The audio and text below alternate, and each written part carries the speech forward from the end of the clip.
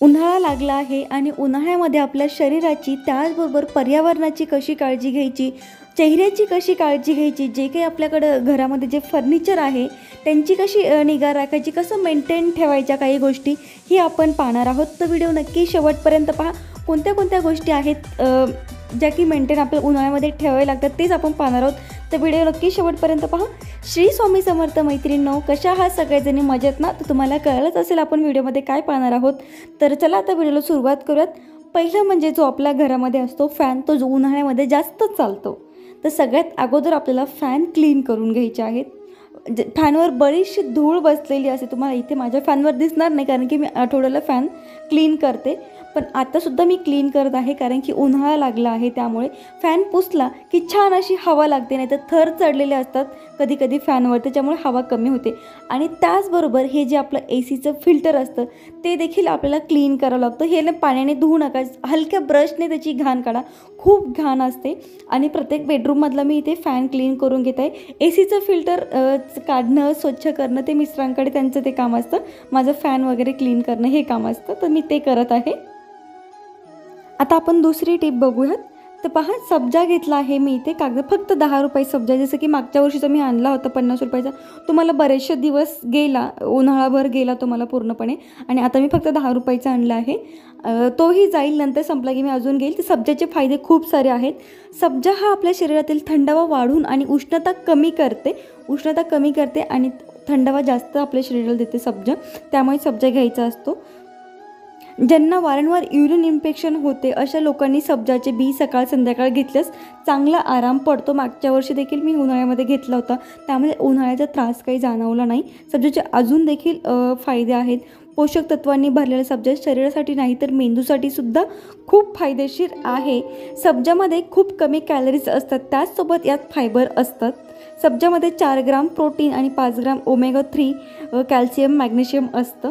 तर असे सब्जाचे अनेक अजून फायदे आहेत, तुम्हीसुद्धा नक्की घ्या. आणि पहा, इथे मी टी व्ही पाहत सब्जाचं पाणी देखील जवळपास संपवलं आहे. दिवसातून तुम्ही 2 ते 3 टाईम हे पाणी पिऊ शकता, काही हरकत नाही.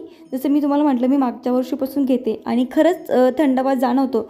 ऊन एवढं आहे की खूपच जास्त आहे. आणि इथे समोरच ठेवते किचन वॉटर, म्हणजे की लवकर दिसलं की माणूस लगेच घेतं, घरातले सुद्धा लगेच घेतात मग. आणि आता आपण बघूया गूळ पाणी. बघितलं असेल बऱ्याचशा जणांच्या घरामध्ये असतं. जसं माझी आजी अगोदर उन्हाळा चालू झाला की गूळ वरती काढून ठेवायची, तो गुळाचा एक खडा काढायचा आणि पाणी प्यायचं, खूप छान वाटायचं. ॲक्च्युली याने शरीराला ऊर्जा देखील मिळते आणि शरीर थंड राहते गुळामुळे, त्यामुळे गूळ आपण खायला पाहिजे. उन्हाळ्यामध्ये खासकर एखादा गुळाचा खडा खायचा आणि बसून पाणी प्यायचं व्यवस्थित. तो गुळाचे अनेक फायदे आहेत, तुम्हाला तर माहीत आहे. शरीराला ऊर्जा मिळते गुळामुळे. आणि त्याचबरोबर ही बाटलीसुद्धा माझी संपली होती याची सोपची, तर ती बडी सोपसुद्धा मी त्यामध्ये टाकून ठेवते. बडी सोपचं पाणी देखील तुम्ही उन्हाळ्यात पिलं तरी चांगलं आहे. तर पहा, इथे मी फ्रीजवर ठेवत आहे कारण की जेव्हा सध्या तरी माठ घरामध्ये नाही आहे, अजून वेळ नाही भेटला आणायला. सॅटर्डे संडे जाऊन माठ घेऊन येऊयात. तर फ्रीजमधलं पाणी पितो म्हणून फ्रीजच्या इथे मी ठेवलं आहे, कारण की लगेच लक्षात येतं, दिसलं की माणूस घेतं गुळाचा कडा खाता आणि पाणी पिता. आपण बाहेरून देखील आलो तरीही जर असं कुठेच ठेवलं तर घरातले सुद्धा घेणार नाहीत आणि मला सुद्धा लक्षात राहणार. त्यामुळे मी समोर अशा गोष्टी ठेवते जिथं सोप वगैरे आहे. फ्रीजमधलं पाणी सध्या पितोय, माठ आणू लवकरच. पहा, आता मी कधीही पाणी उभं राहून पिऊ नका, पाणी नेहमी बसून प्या. आता मी गूळ खाल्ला आहे, थोडा वेळ थांबेल आणि नंतर पाणी पिईल. तर ही मिस्टरांना ऑफिसमध्ये बाटली देते. तुम्हालाही जर उष्णतेचा त्रास असेल तर तुम्ही सब्जाचं पाणी नक्की प्या. याच्यामध्ये भरून देते कारण की बिस्लरीची बाटली तुम्ही पण कुठेही घेऊन जाताना स्टीलच्या बाटलीमध्येच घेऊन जा, कारण की बऱ्याचशा जणांना आवडत नाही. तर बऱ्याचशा जणांना अशी किळस वाटते सब्जाची, त्यामुळे मी स्टीलच्या बाटलीमध्ये हे करत असते. आणि त्यानंतर जसं की आपण चहा पितो, जसं की 4-5 वाजता आपला चहाचा टाईम होतो, टी टाईम होतो, तर आपण चहा न पिता उन्हाळ्यामध्ये आपण लस्सी वगैरे पिऊ शकतो. कारण की लस्सीने आपली उष्णता गायब होते. पचनसंस्थासुद्धा मजबूत होते. उन्हाळ्यामध्ये गोड लस्सी पिल्याने पचनसंस्था मजबूत होते आणि पोट निरोगी राहते. त्यामुळे उन्हाळ्यामध्ये लस्सी पिणं खरंच गरजेचं आहे. त्यामुळे मी चहा न करता आता उन्हाळ्यामध्ये लस्सी देत आहे घरच्यांना, म्हणजे मिस्टरांना माझ्या. त्यांना चहा प्रचंड आवडतो, लस्सी देखील आवडते, म्हणून चहा आता बंद केला आहे उन्हाळा चालू झाला म्हणून. एकच टाईम चहा देते सकाळचा, संध्याकाळी मात्र लस्सी देते. 3-4 किंवा 5पर्यंत तरी लस्सी देऊन टाकते त्यांना मी. आणि त्याचबरोबर आता आपण चेहऱ्याची कशी काळजी घ्यायची हे आता आपण बघूयात.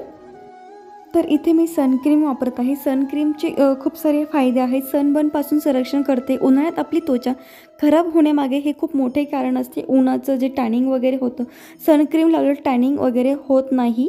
त्यामुळे सनक्रीम ही नेहमी मी उन्हाळ्यात वापरते. तुम्ही देखील वापरा. जर तुम्हाला सूट होत असेल तर नक्कीच तुम्ही देखील वापरा.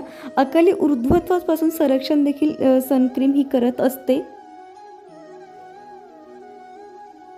आणि खूप सनक्रीम लावल्यावर मला अजून एक हे वाटतं की छान वाटतं, फ्रेश वाटतं मला सनक्रीम लावल्यावर.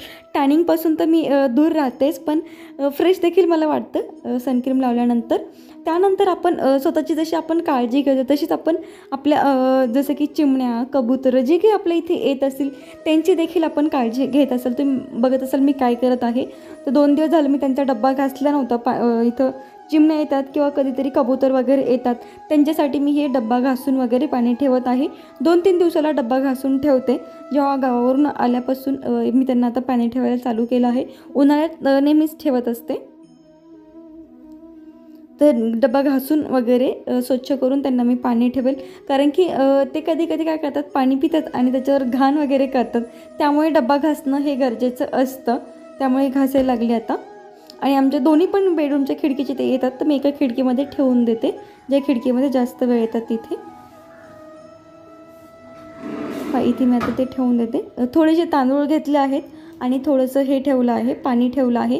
ते बिचारे कुठे अन्न तरी ठीक आहे ते शोधतात, पण हे पाणी नाही भेटत उन्हाळ्यामध्ये मोस्टली, म्हणून पाणी पण ठेवलं पाहिजे. तुम्ही देखील ठेवा पाणी, आणि ठेवतही असाल बरेच जण, नक्की कमेंटद्वारे कळवा.